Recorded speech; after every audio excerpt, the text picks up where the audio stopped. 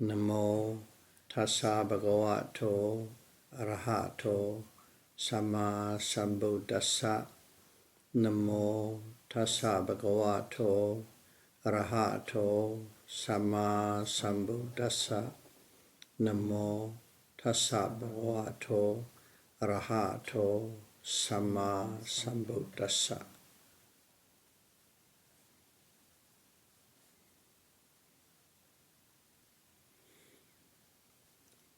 Dhamma of Peace series number 14. Soul or no soul? Atta or anatta?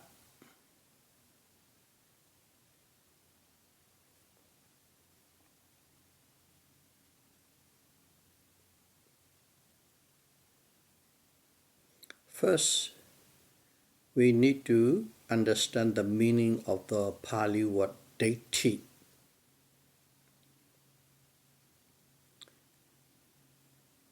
Ditthi means is a point of view or belief. That's the precise meaning of Ditthi. A point of view or belief. It is neither right or wrong or good or bad.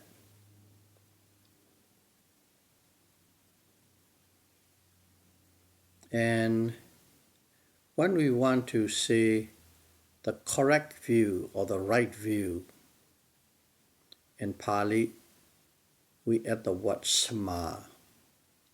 Sama ditthi. Right view, correct view. And if we want to say wrong view, in Pali it is called miccha ditthi. We add the word miccha in front of ditthi. Miccha means wrong, bad, evil, ditthi, view. That's the precise meaning. However, you will see more than often and the word ditthi is used without a prefix. That means sama or miccha. No prefix. Simply you just see the word ditthi in a sentence, in a paragraph, in a scripture by itself. Then it is taken as wrong view or wrong knowing or incorrect seeing. View, knowing, seeing. When we say seeing, it's not physically see it. You are seeing with the mental eye, the mind eye. So now we know what ditthi is, and it is commonly used in a sense of a wrong view when you see the word by itself in a sentence or in a paragraph.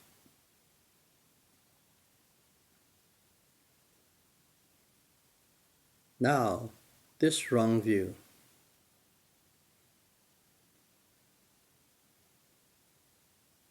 there are altogether 62 of them. 62 of them. Out of that 62, there are 3 views.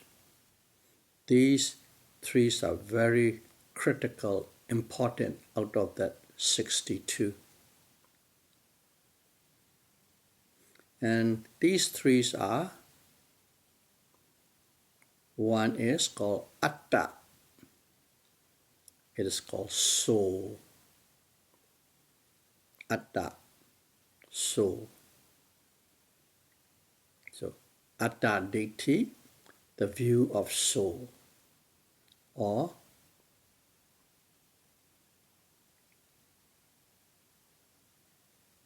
believing in the existence of soul. And another word is called Sasatta Ditthi. It means the view of eternity,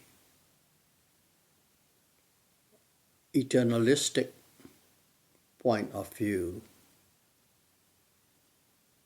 And the third one is Ucheda Ditthi, annihilation view. Those three are the main three views out of 62. And the rest, 59,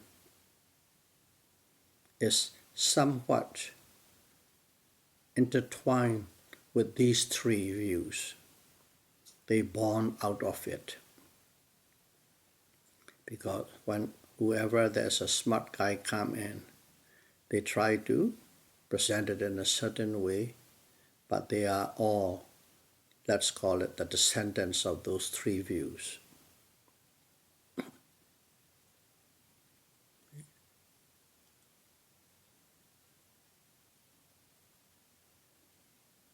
The view of the existence of soul, eternalism, and nihilism.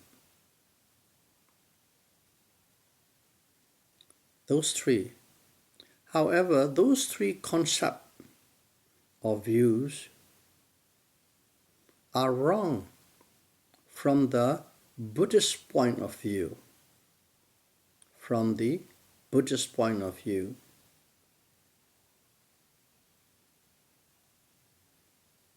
you, I, self, okay, consists of mental and physical phenomena, what we call me, you, I, self. From the Buddhist point of view, they are simply physical phenomena and mental phenomena, body and mind. Common usage, mind and body, body and mind. Nama rupa, mind and matter, mind and body. That is how the Buddhists see those concepts as simply a natural law. And these mind and body can be further divided into 5 aggregates. 5 aggregates. And what are these 5 aggregates? Matter, rupa,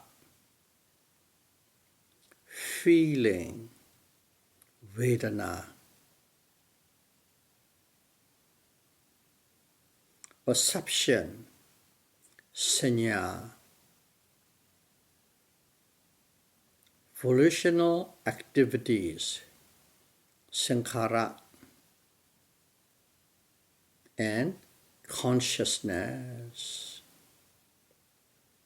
vijnana, sometimes called also citta. So mind and body, so to speak, equal to 5 aggregates, which are matter, feeling, perception, volitional activities, and consciousness.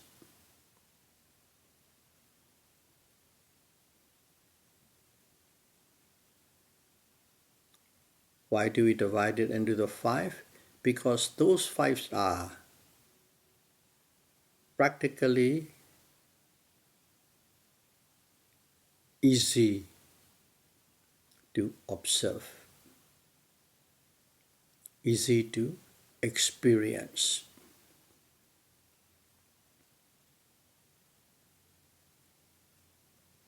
And these 5 aggregates are always or constantly in a state of arising and passing away. I'm talking about the Buddhist point of view.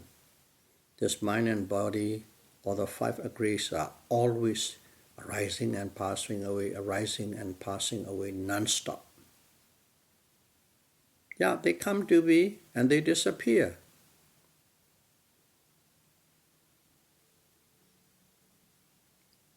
Therefore, you can call it, they are impermanent in nature. They are not permanent, they are impermanent. These five aggregates are. Every materiality and mentality ceased instantly after they arise. Impermanent doesn't mean they come to be and live for 20 years and they disappear. No, instantly they arise and instantly they disappear. That is its nature. That is the natural law.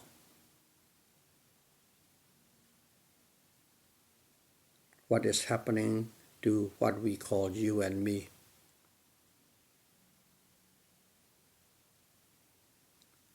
And of course, the big word, death. Dying and death. And what is death from the Buddhist point of view? Death is the cessation of this life. Okay? We all are alive right now, and the end of this life existence is called death.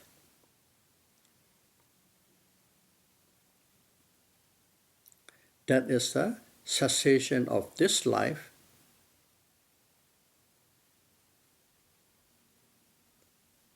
Precisely, it is the last moment of this life, the last unit of mind and body of this life, and that is death. And then, instantly, without any break in between, rebirth happens. Rebirth took place. Rebirth is the occurrence of a new mind and body in the next life. That is rebirth. That is the cessation of mind and body of this life, and rebirth is the instant arising of mind and body in the next life, a new life. So, one life to the other. There is no transmigration from one life to the following life. In the old life, mind and body ceased, stopped. And in the next life, mind and body, a new mind and body arises again. They are two different sets of mind and body. So, nothing migrates from this life to the next life. So, from the Buddhist point of view, eternal soul is a wrong view. Okay. Of course, we are not converting anybody's point of view. We are just simply stating our point of view. People can believe what they want to believe.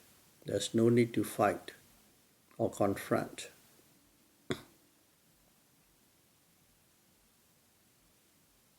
Okay, so it is not just simply a statement. The Buddha just make a statement of this and that's it. So let's see. Let us observe our mind and body right now. Observe or see, or you can say, be mindful of what is happening in the body and be mindful of what is happening in the mind. Do it right now.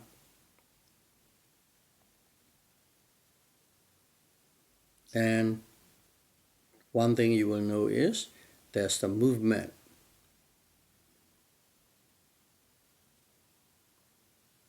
of your abdomen, the rising movement and falling movement and rising movement, falling movement, or you can say expansion movement and contraction movement. You can observe this mindfully. You can see it, feel it in your mind eye. And also you can observe the lifting and dropping and touching movements of the foot.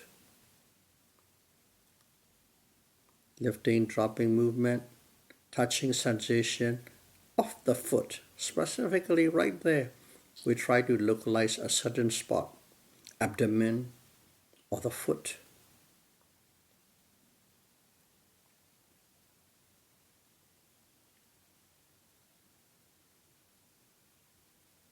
And that is called mindfulness of the body, observing the body, rupa.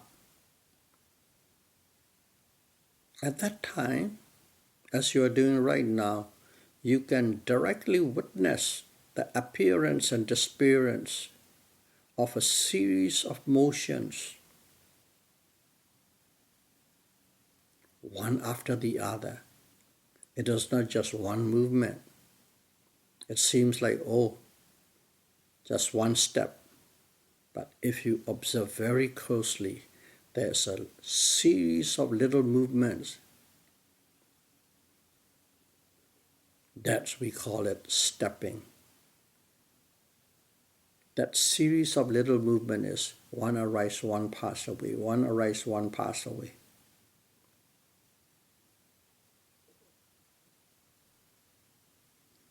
That is called materiality, that is called body, that is called matter, rupa.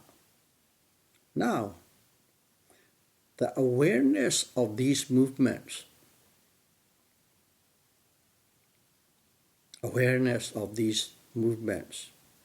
is consciousness. That's a definition of consciousness. In Pali, it is also called vijnana. Just simple awareness is vijnana. Or sometimes people use the word citta, quite literally, but just want to distinguish simply the awareness of the movement or of an object is called vijnana. Let's call it consciousness. And these awareness too, each awareness of each object, they appear and disappear along with each movement, along with every object. Now we are all observing. All that we know, we see, we feel is the materiality and the mentality awareness. Only these two. There is nothing else other than that two in that domain of observation.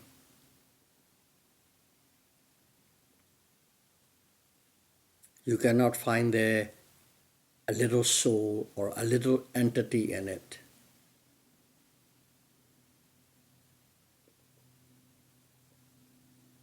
No soul, no entity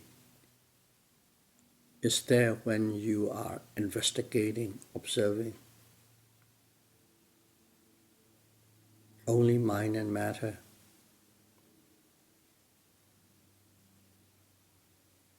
That is how one can directly perceive that consciousness is also impermanent.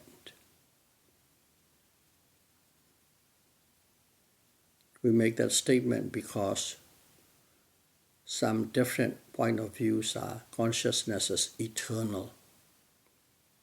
Consciousness as an entity or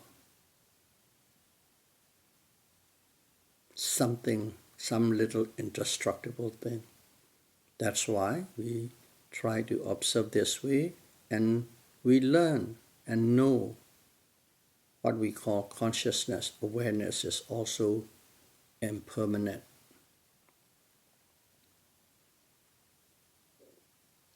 And when one experientially understands the law of impermanence of the mind, body unit, okay, what we call self is a mind and body. Let's call it mind-body unit. Now we know it is impermanent.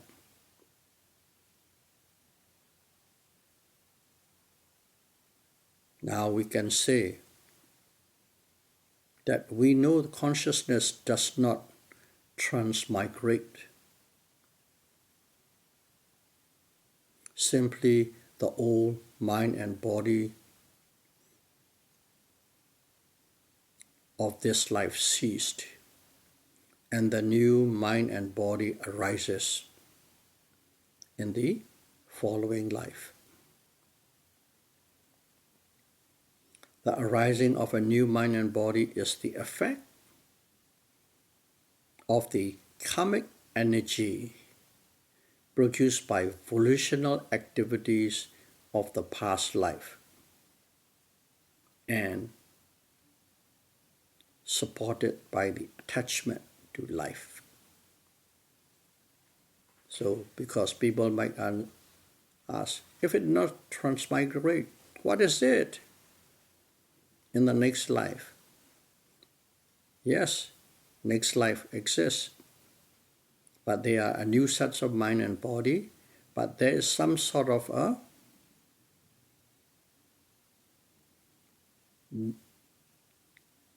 process driven. That process is called volitional activities.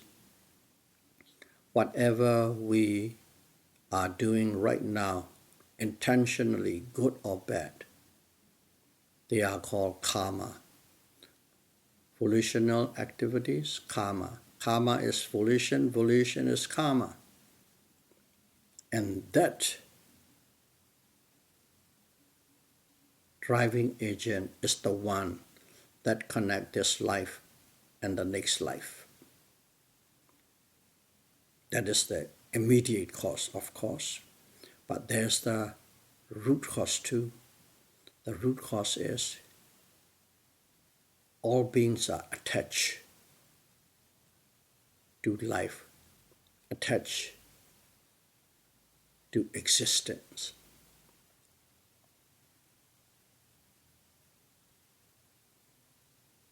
However, there is no rebirth once Arahant dies.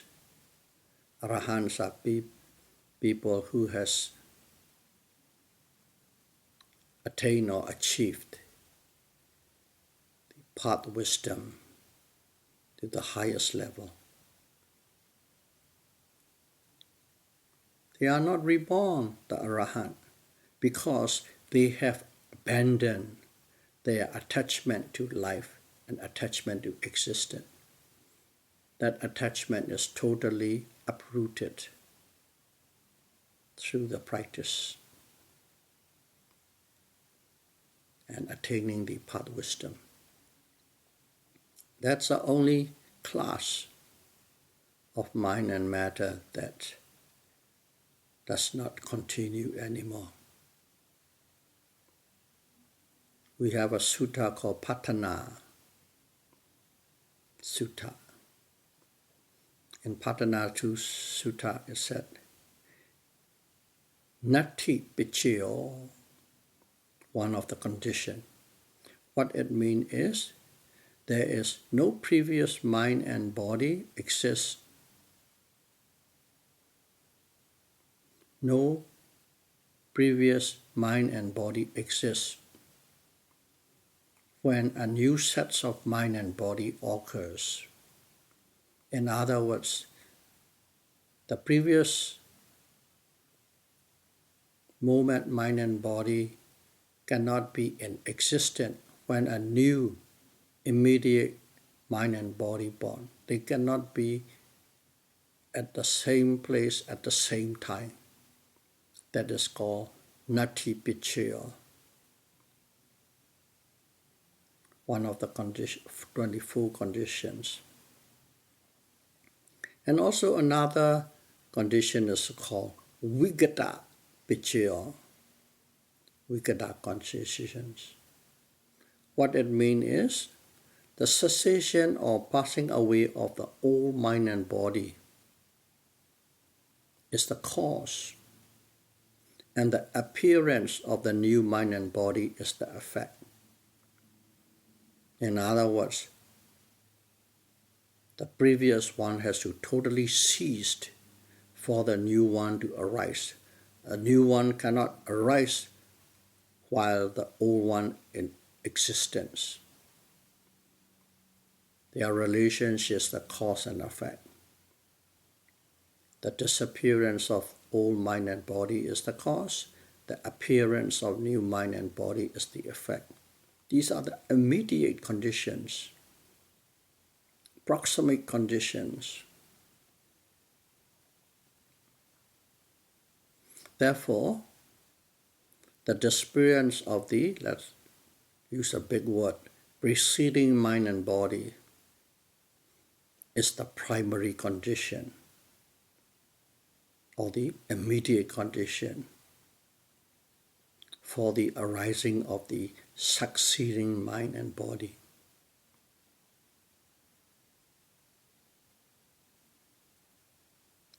We have already said it, but I will repeat here again. The other supporting causes for rebirths are volitional activities, Pali word sankhara, or karma, and craving for existence. Those are the supporting cause, the root cause.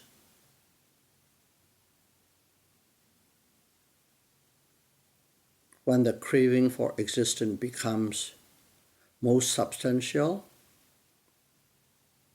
it is called attachment or grasping. First a little craving, and then when it becomes bigger and bigger, and it becomes grasping or attachment. The root of all these events, the main roots of all these events, is ignorance of the true nature of the self or soul. When you don't know what the true nature of self and soul, that is called ignorance, avijja, is the root cause. And its companion is craving.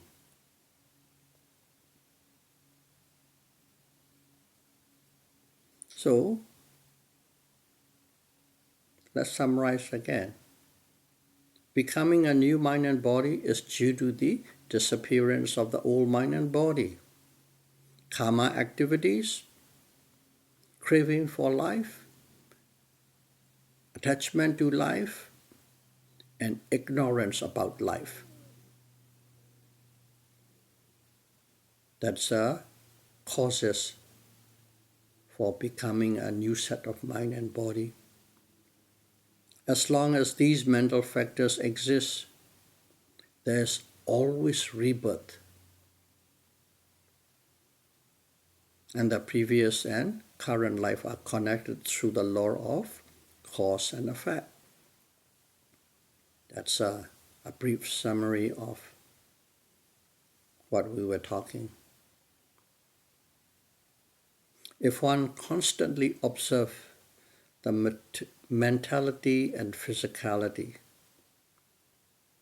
with balanced effort, okay, that's a technique, not overly done, not underly done. balanced effort, and commitment in a retreat for 2 or 3 months, one will know there is no soul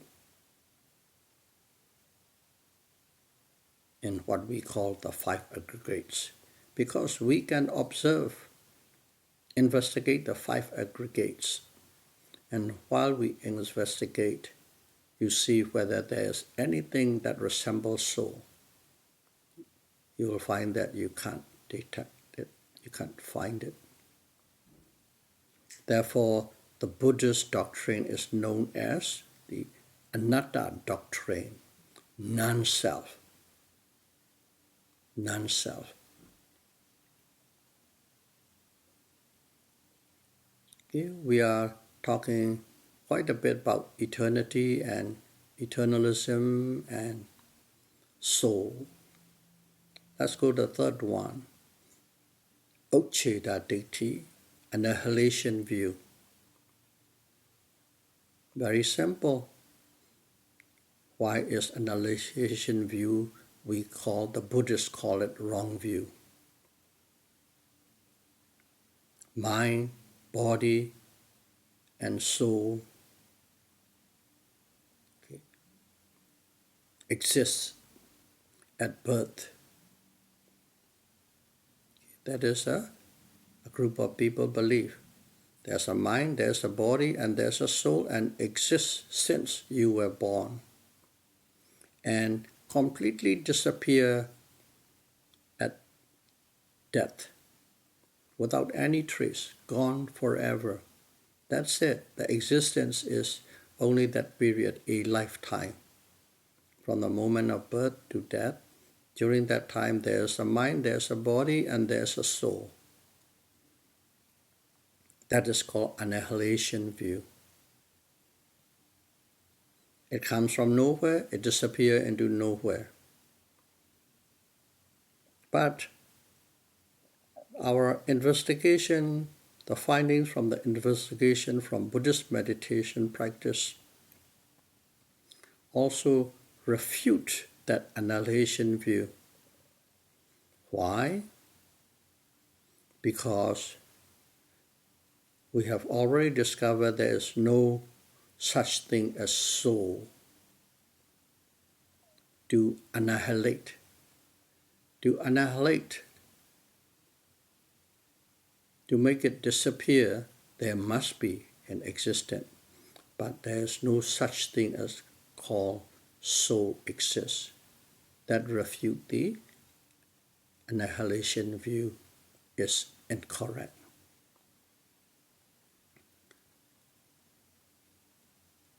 And here we have completed the 3 main views, but I want to add one very commonly mistaken view without even knowing it. We'll discuss this view. Is called the Antara Bhava Ditthi. In English is the, let's call it, in between life, in between this life and the other life.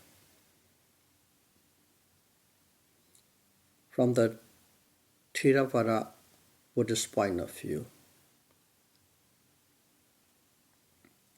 many believe once a person passes away with an intense attachment to loved ones or the property that possessed, these stays in limbo between the 2 lives. In other words, a little something floating around. Not in this life, not in this life, somewhere in the middle, floating around. In limbo, that is called in between life view.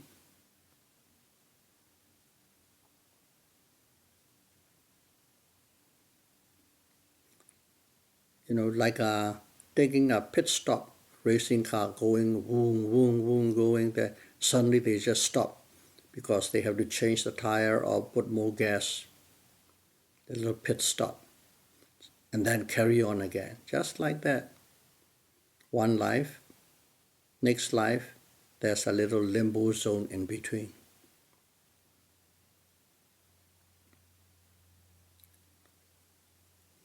But from the Theravada Buddhist point of view, specifically Theravada Buddhist point of view, that limbo zone is the hungry ghost realm. It is a realm by itself, just like the human realm, just like animal realm. There's a hungry ghost realm. It is a separate realm. It's like human or animal or deva, whatever. It is not a limbo zone. It is not in between two life. It is a life by itself, a realm by itself.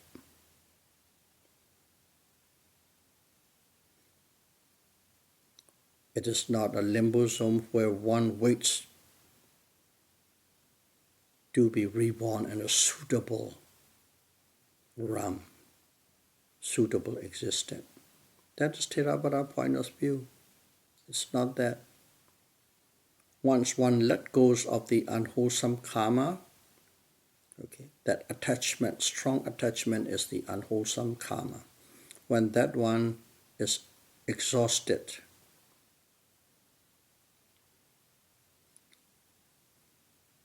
unwholesome karma of intense attachment, a hungry ghost can have a upgraded status or passed away and reborn in a better existence in the next realm. So there are a little bit of confusions or different representation in this particular word, in between life. Now we know where there is a soul or where there is no soul. Most believe there is soul. Theravada Buddhists believe there is no soul. It is simply a natural phenomenon of mentality and physicality. May you be able to practice mindfulness insight meditation in an intense 2-3 months retreat, and may you be able to experience and understand the concept of no soul, no self, as soon as possible. Sadhu, sadhu, sadhu. Thank you very much.